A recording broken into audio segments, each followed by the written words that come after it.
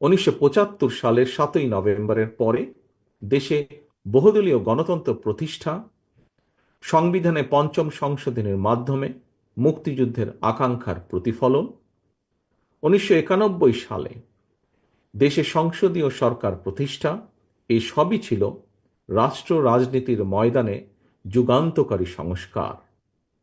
এছাড়াও বিভিন্ন মেয়াদে রাষ্ট্র পরিচালনার দায়িত্বে থাকাকালে বিএনপি সরকার স্কুল কলেজে বিনা বেতনে মেয়েদের শিক্ষার সুযোগ সৃষ্টি, রাষ্ট্র ও সমাজে মুক্তিযোদ্ধাদের যথাযথ মূল্যায়ন নিশ্চিত করতে মুক্তিযুদ্ধ মন্ত্রণালয় প্রতিষ্ঠা, বিশ্বের তথ্য প্রযুক্তির সঙ্গে তাল মিলিয়ে বাংলাদেশকে প্রস্তুত রাখতে বিজ্ঞান এবং তথ্য প্রযুক্তি বিষয়ক মন্ত্রণালয় প্রতিষ্ঠা, প্রবাসী বাংলাদেশিদের কল্যাণ নিশ্চিত করতে প্রবাসী কল্যাণ ও বৈদেশিক কর্মসংস্থান মন্ত্রণালয় প্রতিষ্ঠা, সবগুলোই ছিল রাষ্ট্র ও সরকারে কয়েকটি গুরুত্বপূর্ণ সংস্কার। প্রিয় সহকর্মীবৃন্দ, এই ধরনের আরো বহু সংস্কারের উদাহরণ আমরা উপস্থাপন করতে পারব।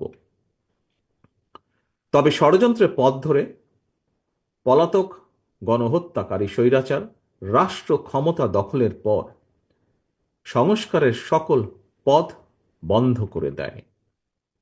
বাংলাদেশকে চিরতরে তাবেদার রাষ্ট্রে পরিণত করে রাখতে গত 1.5 দশকে দেশের শিক্ষা ব্যবস্থাকে প্রায় ধ্বংস করে দিয়েছিল, দেশের প্রতিরক্ষা ব্যবস্থাকেও নাজুক করে তুলেছিল। টাকা পাচার আর লুটপাট চালিয়ে দেশের অর্থনীতিকে ভঙ্গুর করে দিয়েছিল। অকার্যকর করে দেওয়া হয়েছিল দেশের সকল সাংবিধানিক এবং বিধিবদ্ধ প্রতিষ্ঠান। জনগণের ভোটের অধিকারকে হরণ করে জনগণকে রাজনৈতিকভাবে ক্ষমতাহীন করে দিয়ে দেশের স্বাধীনতা সার্বভৌমত্বকে বিপন্ন করে তুলেছিল। এমন পরিস্থিতিতে রাষ্ট্র, সরকার এবং রাজনীতির গুণগত পরিবর্তনের লক্ষ্যে mother of democracy Begum Khaleda Zia 2017 সালে ভিশন 2030 দিয়েছিলেন। এরই ধারাবাহিকতায় 2022 সালে বিএনপি 27 দফা কর্মসূচি ঘোষণা করে। পরবর্তীতে গণতন্ত্রের পক্ষের রাজনৈতিক দলগুলোর সঙ্গে মত বিনিময়ের মাধ্যমে ঘোষণা করা হয় 31 দফা কর্মসূচি। এই 31 দফা নিয়ে বর্তমানে বিএনপির উদ্যোগে সারা দেশে চলছে জনগণের সঙ্গে সংলাপ। প্রিয় সহকর্মীবৃন্দ, রাষ্ট্র, সরকার, রাজনীতি এবং রাজনৈতিক দল মেরামতের জন্য 31টি হলেও এর চূড়ান্ত লক্ষ্য একটি, এবং সেটি হল একটি নিরাপদ, গণতান্ত্রিক, মানবিক বাংলাদেশ বিনির্মাণ। ঠিক তেমনি এর উদ্দেশ্য একটি, সেটি হল রাষ্ট্র ও সমাজে জনগণের রাজনৈতিক এবং অর্থনৈতিক ক্ষমতায়ন নিশ্চিত করা। এটি নিশ্চিত করা না গেলে স্বাধীনতা, সার্বভৌমত্ব, গণতন্ত্র, নিরাপত্তা, সমৃদ্ধি কোনোটি টেকসই হবে না। রাষ্ট্রের স্বাধীনতা এবং নিরাপত্তার জন্য জনগণের রাজনৈতিক ক্ষমতায়নের কোনোই বিকল্প নেই। রাষ্ট্র এবং সমাজে জনগণের রাজনৈতিক ক্ষমতায়ন নিশ্চিত করার পূর্ব শর্ত হল প্রতিটি নাগরিকের ভোট প্রয়োগের অধিকার বাস্তবায়ন, এবং এ লক্ষ্যেই একটি রাজনৈতিক দল হিসাবে বিএনপি বারবার জনগণের ভোটে জনগণের কাছে দায়বদ্ধ সরকার প্রতিষ্ঠা করার লক্ষ্যে জাতীয় নির্বাচনের দাবি জানায়। একজন রাজনৈতিক কর্মী হিসাবে আমি বিশ্বাস করি আজ এবং আগামী দিনের রাজনীতিতে বিএনপির এই 31 দফা হচ্ছে একটি বৈষম্যহীন গণতান্ত্রিক মানবিক বাংলাদেশ প্রতিষ্ঠার সনদ। তবে এই 31 দফাই শেষ কথা নয়। সময়ের প্রয়োজনে রাষ্ট্র, সরকার, রাজনীতি ও রাজনৈতিক দলের সংস্কারের জন্য এই 31 দফাতেও সংযোজন বিয়োজনের সুযোগ রয়েছে। এমনকি বিএনপির 31 দফার সঙ্গে বর্তমান অন্তর্বর্তীকালীন সরকারের সংস্কার প্রস্তাবের খুব বেশি ইস্যুতে মৌলিক বিরোধ নেই। সম্মানিত নেতৃবৃন্দ, বিভিন্ন সময় জাতীয় নির্বাচন নিয়ে প্রধান উপদেষ্টার বক্তব্য জনমনে ইতিবাচক ধারণা সৃষ্টি করলেও জাতীয় নির্বাচন নিয়ে কোনো কোনো উপদেষ্টার বিভ্রান্তিমূলক বক্তব্য, মন্তব্য স্বাধীনতাপ্রিয় গণতান্ত্রিকামী জনগণের জন্য হতাশার কারণও হয়ে উঠেছে।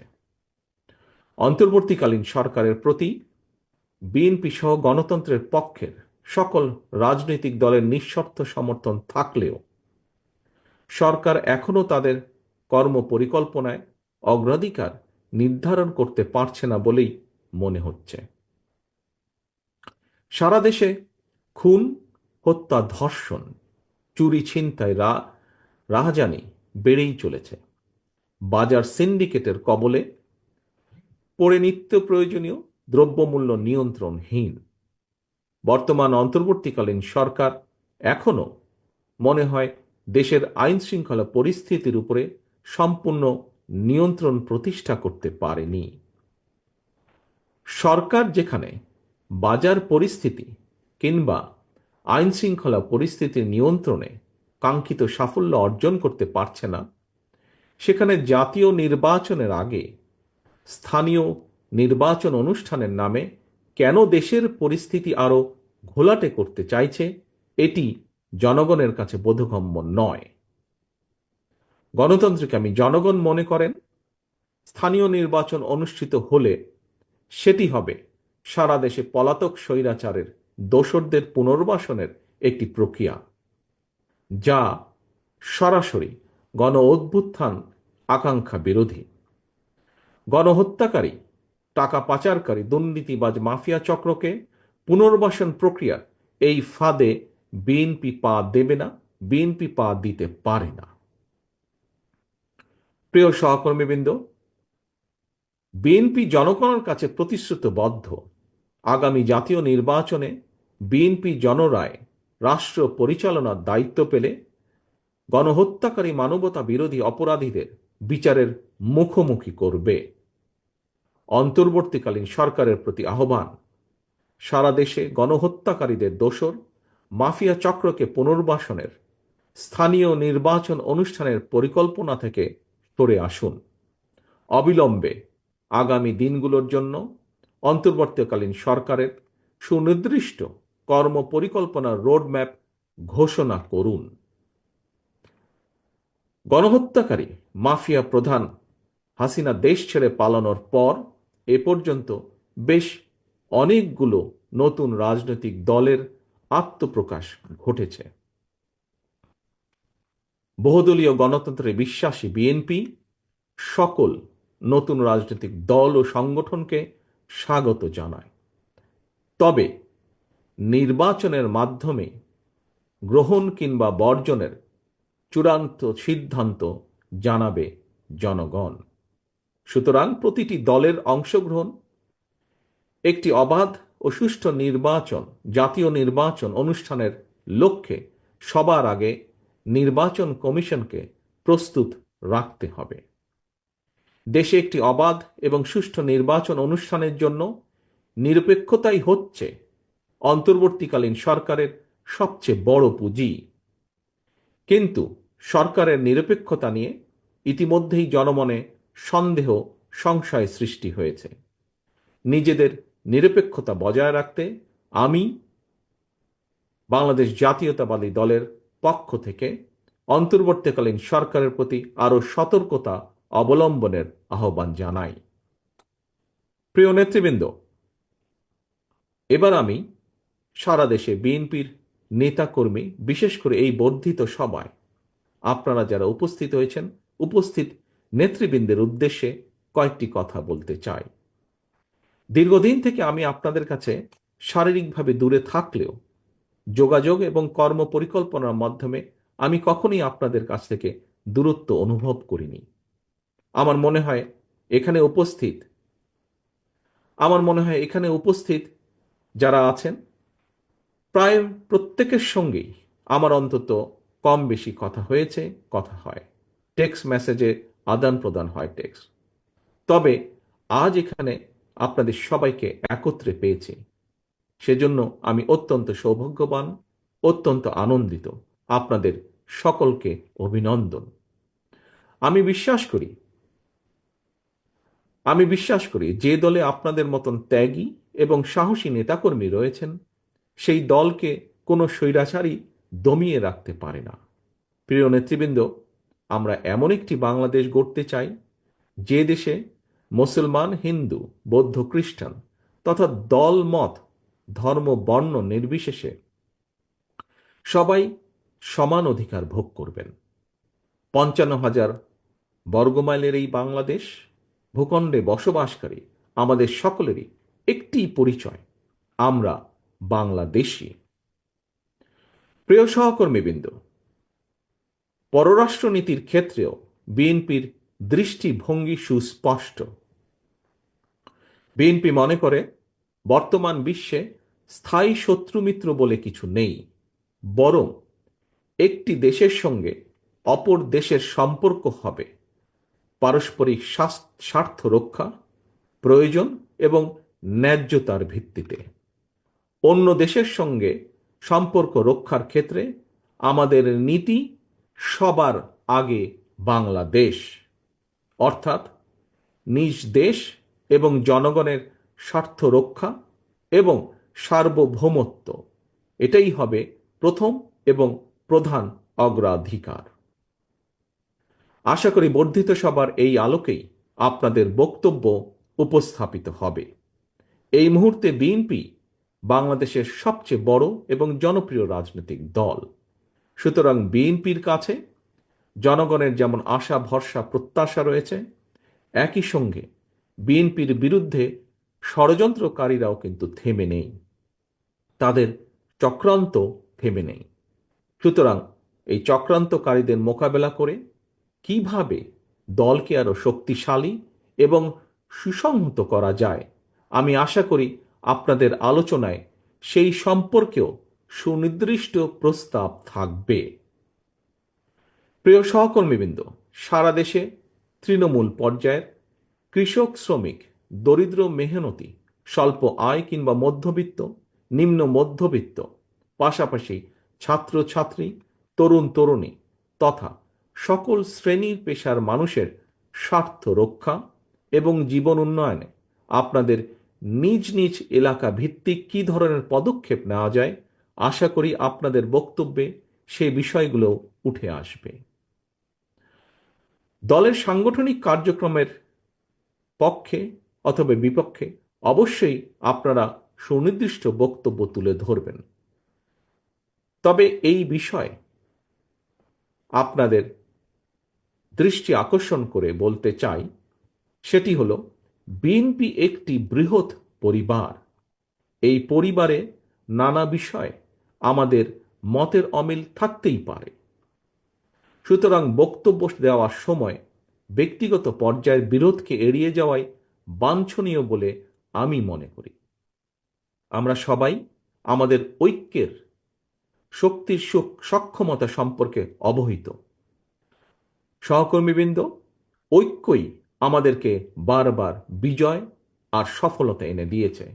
সুতরাং আমাদের অবশ্যই খেয়াল রাখা অত্যন্ত জরুরি, আলোচনা সমালোচনা যেন নিজেদের মধ্যেকার ঐক্য বিনষ্টকারী কিংবা দলের ক্ষতির কারণ না হয়। আরও একটি বিষয় আমি আপনাদের দৃষ্টি আকর্ষণ করে বলতে চাই, নেতা নেত্রীদের সম্পর্কে আপনারা বক্তব্য দেবার সময় দয়া করে প্রশংসাসূচক শব্দ চয়নের ক্ষেত্রে আরও বেশি সতর্কতা, বুদ্ধিমত্তা এবং পরিমিতের বোধের পরিচয় দেবেন আপনারা। সারা দেশে বিএনপির সর্বস্তরের নেতাকর্মী, সমর্থক, ভাই ও বোনেরা, গত ১.৫ দশকে সারা দেশে বিএনপি সহ গণতন্ত্রের পক্ষে বিভিন্ন দল ও মতের নেতাকর্মীদেরকে অবর্ণনীয় নির্যাতন, নিপীড়ন সহ্য করতে হয়েছে। কেবল বিএনপিরই প্রায় ৬০ লক্ষেরও বেশি নেতাকর্মীর বিরুদ্ধে ১.৫ লাখ রাজনৈতিক হয়রানিমূলক মামলা দেওয়া হয়েছে।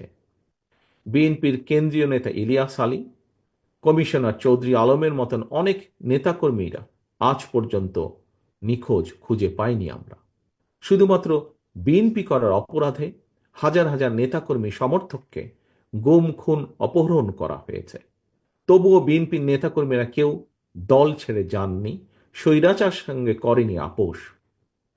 আপনাদের এই সৎসাহস এবং সততার কারণে বিএনপি আজ শুধু একটি সাধারণ রাজনৈতিক দলই নয়, বরং দেশের গণতান্ত্রিকামী স্বাধীনতাপ্রিয় জনগণ বিএনপিকে বাংলাদেশের স্বাধীনতা সার্বভৌমত্বের ভ্যানগার্ড হিসেবে বিশ্বাস করে। এটি একজন রাজনৈতিক কর্মীর জন্য নিঃসন্দেহে একটি বিরাট বড় প্রাপ্তি। এ কারণেই দলের সর্বস্তরের প্রতিটি নেতাকর্মীকে আরও বেশি দায়িত্বশীলতার পরিচয় দিতে হবে, আচরণে হতে হবে আরও বেশি সতর্ক এবং সংযত। তবে দেশের পরিবর্তিত পরিস্থিতিতে কোটি কোটি নেতাকর্মী সমর্থকদের এই বৃহৎ রাজনৈতিক দলের কোনো কোনো নেতাকর্মী হয়তো নিজের প্রতি সুবিচার করতে পারেননি। তাই আমি আপনাদেরকে আবারও বিএনপির প্রতিষ্ঠাতা, স্বাধীনতার ঘোষক শহীদ রাষ্ট্রপতি জিয়াউর রহমানের একটি বার্তা স্মরণ করিয়ে দিতে চাই। শহীদ জিয়া বলেছিলেন, ব্যক্তির চেয়ে দল বড়, দলের চেয়ে দেশ বড়। দলের প্রতি আপনাদের প্রতিটি নেতাকর্মীর দীর্ঘদিনের সীমাহীন ত্যাগ তিতিক্ষা আমি গভীরভাবে উপলব্ধি করি। তারপরও যারা দলের শৃঙ্খলা ভঙ্গের কারণ হবেন, ব্যক্তির চেয়ে দলের স্বার্থকে প্রাধান্য দিতে গিয়ে আমাকে বাধ্য হয়ে সাংগঠনিক ব্যবস্থা নিতে হয়েছে, নিতে হবে। দলীয় শৃঙ্খলা ভঙ্গ কিংবা দলের ইমেজ ক্ষুণ্ণ হয় এমন কোনো কাজকে বিএনপি বিন্দুমাত্র প্রশ্রয় দেবে না। জনগণই বিএনপির সকল রাজনৈতিক ক্ষমতার উৎস। বিএনপি জনগণকে বিশ্বাস করে, জনগণও বিএনপিকে বিশ্বাস করে। সুতরাং আপনাদের প্রতি বিএনপির প্রতি জনগণের এই ভালোবাসার প্রতিদান দিতে জনগণের সঙ্গে থাকুন, জনগণকে সঙ্গে রাখুন। প্রিয় নেতৃবৃন্দ, বাংলাদেশে গণতন্ত্র এবং বিএনপি সমার্থক। দেশে গণতন্ত্র থাকলে বিএনপি থাকে, গণতন্ত্র বিপন্ন হলে বিএনপির স্বার্থ বিপন্ন হয়। মাফিয়া প্রধানের পালায়নের পর দেশে বর্তমানে গণতান্ত্রিক পরিবেশ ফিরে এসেছে। জাতীয় নির্বাচনের সময় হয়তো ঘনিয়ে আসছে। তাই দলকে, কোনো ব্যক্তি নয় বরং দলকে এ ব্যাপারে ধীরে ধীরে আপনারা প্রস্তুত করুন। আমি দেশবাসীর উদ্দেশ্যে একটি বার্তা দিয়ে বলতে চাই, বিএনপি শুধুমাত্র আপনাদের ভোটের পুনরুদ্ধারই নয়, আপনার ভোটের প্রয়োগের অধিকার নিশ্চিত করতে চায়। আপনাদের সমর্থন পেলে বিএনপি এমন একটি সরকার প্রতিষ্ঠা করতে চায় যে সরকার আপনার কাছে, আপনাদের কাছে তথা দেশবাসীর কাছে জবাবদিহি করতে বাধ্য থাকবে। আমি জনগণের বাংলাদেশ জাতীয়তাবাদী দলের পক্ষ থেকে জনগণের সমর্থন চাই সকলের সহযোগিতা। প্রিয় নেতৃবৃন্দ, বর্ধিত সভার শুরুতেই বক্তব্য আর আমি বাড়াতে চাই না। বর্ধিত সভার শেষে আবারও আপনাদের সঙ্গে কথা হবে ইনশাল্লাহ।